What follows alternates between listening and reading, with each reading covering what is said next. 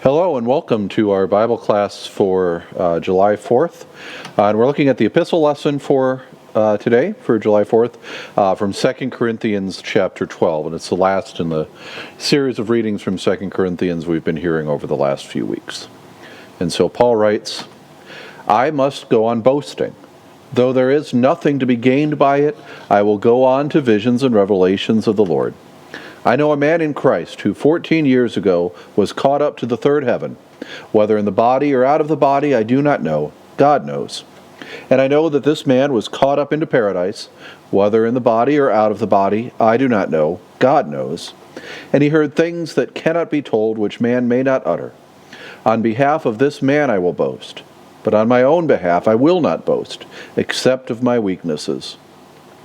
Though if I should wish to boast, I would not be a fool, for I would be speaking the truth. But I refrain from it, so that no one may think more of me than he sees in me or hears from me. So to keep me from being too elated by the surpassing greatness of the revelations, a thorn was given me in the flesh, a messenger of Satan to harass me, to keep me from being too elated. 3 times I pleaded with the Lord about this, that it should leave me. But he said to me, My grace is sufficient for you, for my power is made perfect in weakness.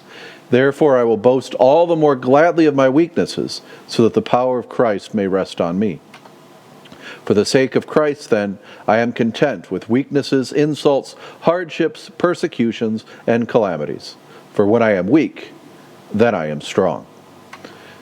And for our opening prayer, we'll look at a couple verses from hymn 728, How Firm a Foundation.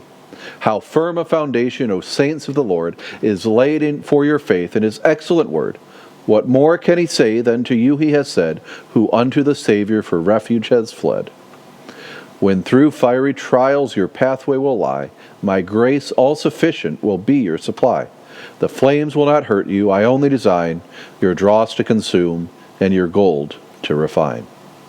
All right. Again, we'll keep reminding Corinth here, right on the peninsula, major port city, because of all the trade that then goes across the peninsula here. Gives it a little harbor protected from more storms of the open Mediterranean. And 2 Corinthians probably written in about 57 AD. Possibly written with Timothy's help, sent with Titus to Corinth.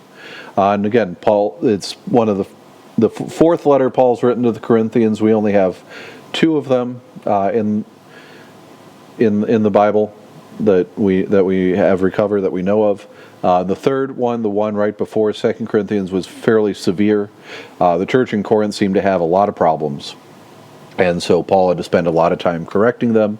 So this is mostly that second kind of Pauline epistle here that, while Paul talks about we're heirs through unfathomable grace to unimaginable glory, he's also asking them as a personal favor, begging you sick little freaks to act normal for 5 minutes. And the sections, again, short version, chapters 1 through 7, which we heard the first couple weeks, we're focusing on Paul's authority and ministry in Corinth. Chapters 8 and 9, that was the epistle lesson for last week, dealt with the collection for Jerusalem. So Paul's going around to all the churches he's planted, collecting money because there's a famine in Jerusalem, to bring to the church in Jerusalem so they can feed their people. And then the last chapters are preparation for an upcoming visit. But also then Paul's also continues to deal with issues for his authority and ministry. And so the chapter right before this, chapter 11, is where Paul's boasting in order to combat false teachers. That's kind of what we're getting at here. So we looked at a little bit this last time we were together, but again, 2 Corinthians 11, beginning at verse 21. So whatever anyone else dares to boast of, I am speaking as a fool, I also dare to boast of that. Are they Hebrews? So am I. Are they Israelites? So am I. Are they offspring of Abraham? So am I. Are they servants of Christ? I am a better one. I am talking like a madman, with far greater labors, far more imprisonments, with countless beatings, often near death. And then we get Paul's list of specific beatings and things that he's gone through. 5 times I received at the hands of the Jews the 40 lashes less one. 3 times I was beaten with rods. Once I was stoned. 3 times I was shipwrecked. A night and a day I was adrift at sea, on frequent journeys, in danger from rivers, danger from robbers, danger from my own people, danger from Gentiles, danger in the city, danger in the wilderness, danger at sea, danger from false brothers, in toil and hardship through many a sleepless night, in hunger and thirst, often without food, in cold and exposure. And apart from other things, there's the daily pressure on me of my anxiety for all the churches. Who is weak, and I am not weak? Who is made to fall, and I am not indignant? If I must boast, then I will boast of the things that show my weakness. The God and Father of the Lord Jesus, he who is blessed forever, knows that I am not lying. At Damascus, the governor under King Aretas was guarding the city of Damascus in order to seize me, but I was let down in a basket through a window in the wall and escaped his hand. So that's how he ends chapter 11, and with that description of Paul's great basket caper, which, again, if you don't remember, is from Acts. So after Paul's going on the road to Damascus in order to arrest the Christians there, he meets Jesus on the road to Damascus and is blinded. He's brought to Damascus, and a disciple comes and heals him.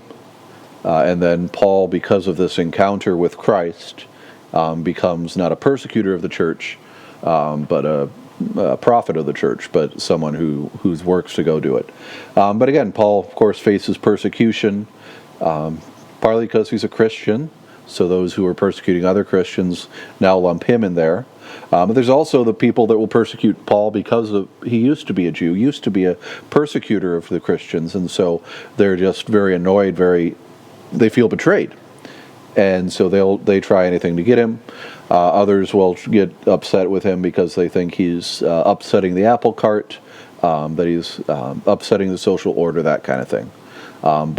So Paul's famously then let out of the city walls in a basket, and that's how he escapes Damascus, which doesn't seem like something you'd brag about if you were bragging about all your exploits. He's not going Mission Impossible style, rappelling down the walls. He's lowered in a basket. But that gives us, again, that's how he ends that part. And so then we get into our reading for today, chapter 12. And so Paul goes, I must go on boasting, though again he's kind of doing this half sarcastically, but because he's again facing challenges to his authority, challenges to his teaching from people in Corinth. And so part of what Paul's doing here is kind of holding up his resume against theirs and showing how if that's the kind of competition they want to get into, they're going to lose because Paul beats them in any way. And so apparently there's some that are boasting about some visions that they've had. And so Paul goes into this part. I must go on boasting, though there is nothing to be gained by it. I will go on to visions and revelations of the Lord. I know a man in Christ who 14 years ago was caught up to the third heaven. Whether in the body or out of the body, I do not know. God knows. So I know a man. This is Paul talking about himself. He's doing so out of modesty. Again, he doesn't really want to boast, but he's kind of doing so sarcastically, and also as a rhetorical device. And we see that same way throughout the Gospel of John, where John refers to himself as the beloved disciple, partly modesty, partly a rhetorical device. Now again, Paul's talking about then being caught up to the third heaven. What's that? It's not some special extra heaven. But again, third heaven's where God is, second heaven's where the stars and planets are, and the first heaven's just the sky that we can see.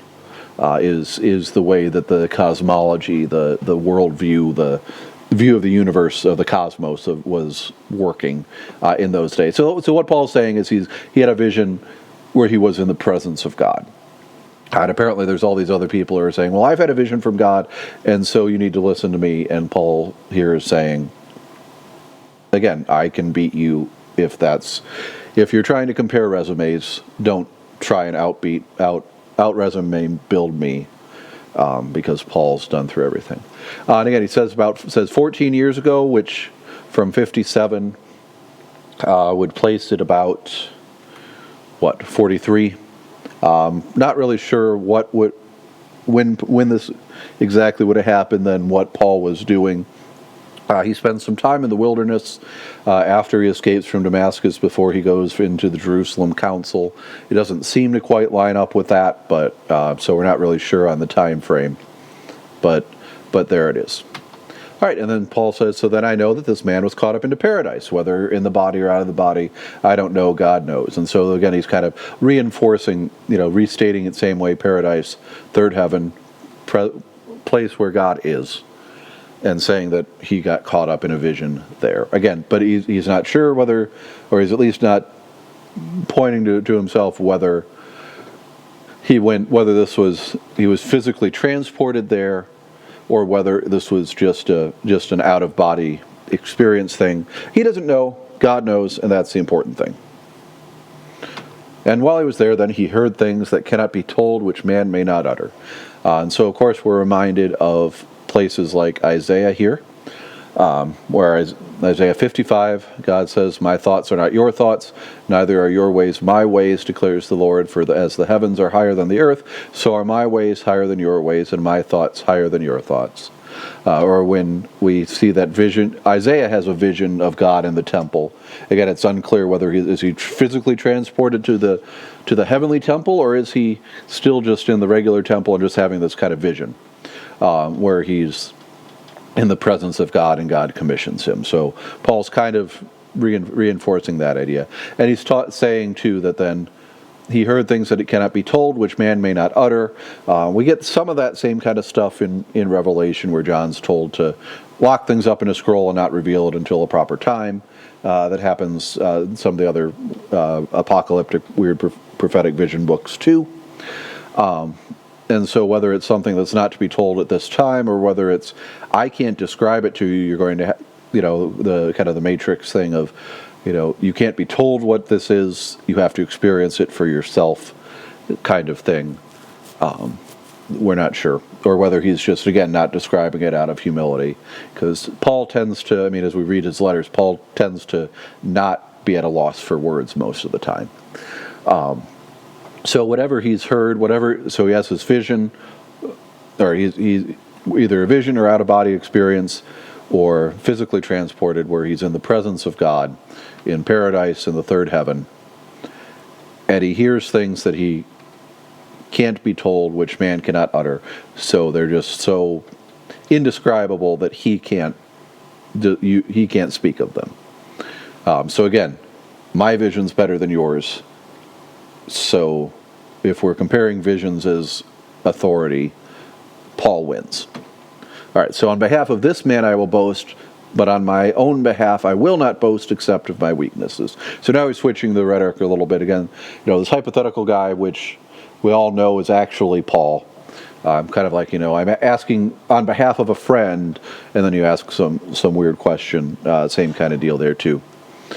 So Paul's not boasting on behalf of himself, though he kind of really was. But he will boast for himself and for his weaknesses. And here in verse, so though I should wish to boast, I would not be a fool, for I would be speaking the truth, but I refrain from it, so that no one may think more of me than he sees in me or hears from me. And now this talk about boasting, Paul's written about a few other times, including even in the first chapter of 1 Corinthians. So the second letter he wrote to the Corinthians, first one we have. Let the one who boasts in the Lord. That's kind of a problem throughout that finds its way through the Corinthian letters, is you've got these people that are boasting, that are being proud because of the spiritual gifts that they have. And Paul's saying, no, if you don't use these spiritual gifts, whatever they are, preaching, teaching, you've had visions, you're speaking in tongues, whatever it is, and this is 1 Corinthians 13, that first off this is 1 Corinthians 11 and 12 and 13 of dealing with, first off, your one body, so you all have to have these different gifts. The church needs all these different gifts to work together like a body. And then, of course, if you're not doing it out of love, it doesn't matter how gifted you are. And so don't boast in your gifts. Use your gifts to serve others. So let the one who boasts boast in the Lord. Paul writes in 1 Corinthians. But throughout that section, and that's the whole, he's talked also about reminding people that the local church leaders are the ones who have been in charge, not Paul. Paul talks about, some follow Paul, some follow Apollos, some follow Christ, but they all should be following Jesus under the authority of their local church leader. And Paul says he's glad he only baptized a handful of people, and that Paul also then goes into the recognition of God's foolishness, God's weakness, how God uses all those little things to strengthen the church, and not using strong things, not using big things, not using that kind of stuff.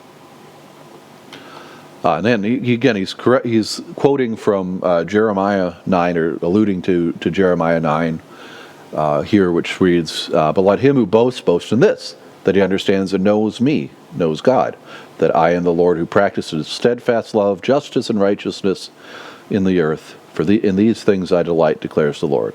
So if you're boasting, boast in how well you know God, boast in how loving you are, boast in how just you are, boast in how righteous you are, but all under the presence of God, not boasting to build yourself up and tear others down. See the same idea, of course, here in James 4, where James writes, "Humble yourselves before the Lord, and he will exalt you." Which, again, we don't always see Paul and James agreeing on a whole lot, but this they agree on. All right. So Paul's been boasting, my resume would beat you. But now he goes into this weakness part. So he writes here in verse 7, "So to keep me from being too elated by the surpassing greatness of the revelations, a thorn was given me in the flesh, a messenger of Satan to harass me, to keep me from being too elated." So he's got this vision that he's using to, out resume build these other people who are challenging his authority. But to make sure he doesn't get too boastful, too proud, is apparently given a thorn in the flesh. Now, what was the thorn? Of course, all sorts of speculation. Here's just a few of it. John Calvin thought it was spiritual temptations. Martin Luther thought it was temptations and persecutions in general. Other possibilities that I saw in some commentaries, so sexual temptation, disfigurement. So again, Paul had been beaten a lot. We just went through in chapter 11 his list of all the times he'd been beaten and persecuted. So, some sort of chronic pain condition. Epilepsy or severe headaches. Again, possibly caused by those things. Speech impediment. He seems to speak okay, but maybe he stutters sometimes, and we just don't get recorded when he stutters. Failing eyesight. Talked, I think, last week too. One of the things that people think about, in terms of physical ailments for Paul, was that he was a tent maker, and so that his hands would have become very arthritic, very gnarled from having all the work of pushing needles through the leather. Because this isn't just, nice, safe nylon cloth that's easy to stick a needle through. This is, thick leather kind of stuff. So his hands would have hurt from that. And failing eyesight, again, from having tried to do this delicate up close work that he had to look for, or perhaps as he's, writing or reading, in his studies in candlelight, his eyes hurt, his eyes fail, that kind of thing. It's not like, you could just go get glasses or contacts or LASIK surgery, something like that. And some of those ideas all kind of go together with that idea, where Paul, in one of his letters, a lot of his letters he's dictating. He's got a scribe who he dictates to, who's writing this all out. But then Paul writes in one place, look at these big letters that I'm writing with my own hand. And so why are they big? Again, maybe failing eyesight, maybe his hands don't work, that kind of thing.